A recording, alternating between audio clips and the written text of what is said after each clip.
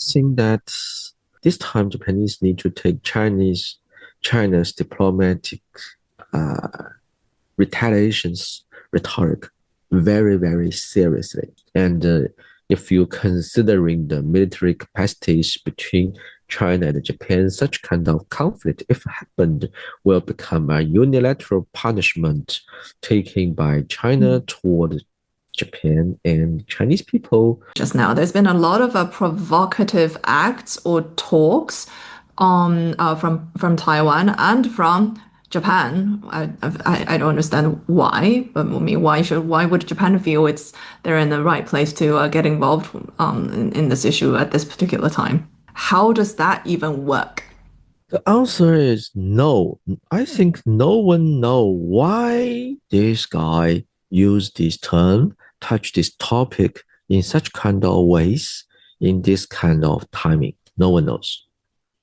Because his behavior just like her act alongside the Trump.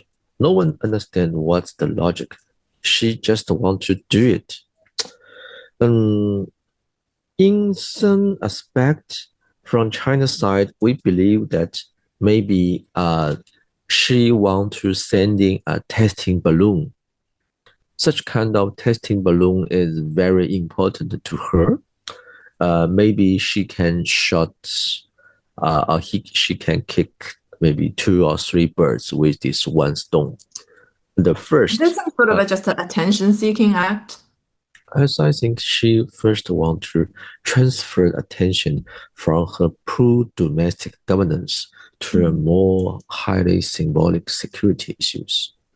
Because nowadays, Japanese economy is that good, and Japanese people's life burden is rising very high, and this new prime ministers can do nothing to release the pain life of the living cost of Japanese peoples. So she want to transfer the attention from the critical side to a more simple and highly symbolic issues, which she can deal with only by using his very articulated terms. The first. And the second, I think that's one of the critical goals that the so-called the right-wing political groups inside Japanese countries want to realize during her administration, which means they want to push forward some important modifications of the peaceful constitution, especially Article 9.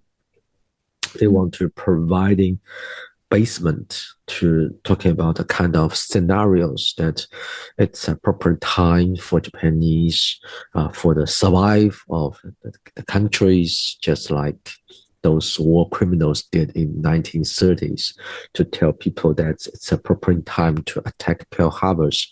Otherwise, Japanese empire will be defeated by those enemies and so on.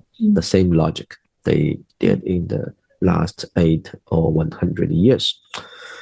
And the third is, I don't know, but it's just like it wants to send in some signals to test China and the United States baseline. Especially, she wants to test to which extent just like that this young prime minister, she believed because she is so cute in front of the President Trump.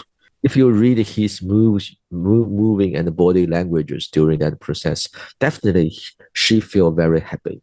And she believed that she is so cute, and she believed that she got some assurance from President Trump, and Trump were providing some protections, a kind of black check, without any preconditions, so she can do everything.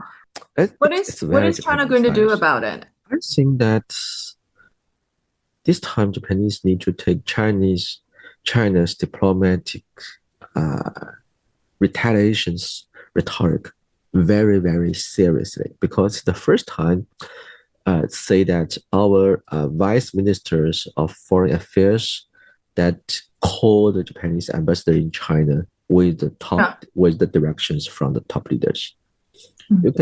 It's the first time we read these terms. 奉示召见.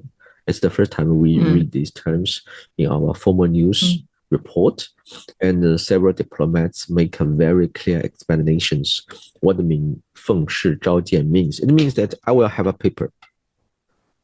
this paper in the name in Chinese name is 说帖. It's just kind of a formal statement. And I will read every terms on these papers on your face. And these papers is not written by these vice ministers. This paper, this statement represents China's national interest. It's very formal voices from the top leaders. So it's a very special. It's non-negotiable. It's definitive. It's just that I read out this statement and read these every terms in your face. It's very formal, very harsh, and it's very rare being used because it's just to prove I'm so angry, and I tell you that definitely I will do something to punish your to punish you if you don't take back your rhetoric. I just sending you a very formal statement. What could be the punishments? Yes, first time Chinese foreign ministers already sending the visit warnings to those Chinese travelers, say that it's not appropriate time to go to Japan. Tourism. Cut off the tourism. That means China wants to launch economic sanction policies towards Japanese. We will move into step by step. And also, there's news say that you will find that nowadays there's 3 ministers launched a statement on these issues. There's an office dealing with the Taiwan affairs in the state affairs, and 国务院台办, and the second is the foreign minister, 外交部, and the third is Minister of Defense, 国防部. It means that definitely you will see some highly symbolic military actions or even exercises alongside Japanese island, and to show that China is quite serious. And your rhetoric, if you don't take this rhetoric back, definitely maybe in the very, very worst scenarios, this escalation can lead into the real military conflict.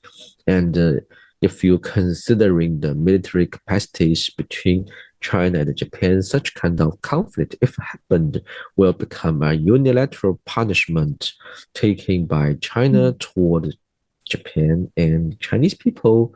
We don't care that it's appropriate time to launch a kind of final count on all those historical debate between our 2 countries. 大家好，我是主播周玉琴。很多的朋友告诉我们，太阳星全效克菲尔益生菌帮助了睡眠品质。现在呢，进一步推出晚安加强版，添加了首创最适合台湾人体质的天然 GABA、色氨酸、茶氨酸、香蜂草4大天然草本助眠配方。强化睡眠全期都起到放松舒眠的效果。太阳星全效克菲尔益生菌，它本身就含有台大专利授权克菲尔乳杆菌 M1 等8种专利菌，首创益生菌、益生元、后生元黄金3角配方，帮助维持消化道的机能。有季节敏感、代谢困扰、关心异常细胞风险的好朋友呢，可以选择原版的太阳星全效克菲尔益生菌。它添加有超级食物羽衣甘蓝，健康再加分。而有睡眠困扰的朋友们，赶快选择蓝色包装这一款晚安加强版，绝对是更有感。选择太阳星全效克菲尔益生菌，做好日常保养，实现睡眠自由，身体轻松无负担。每日克菲尔，时刻美好 ，Good Feel Good， 请上快点购为健康下单，而且要记得输入推荐代码，有额外的折扣优惠。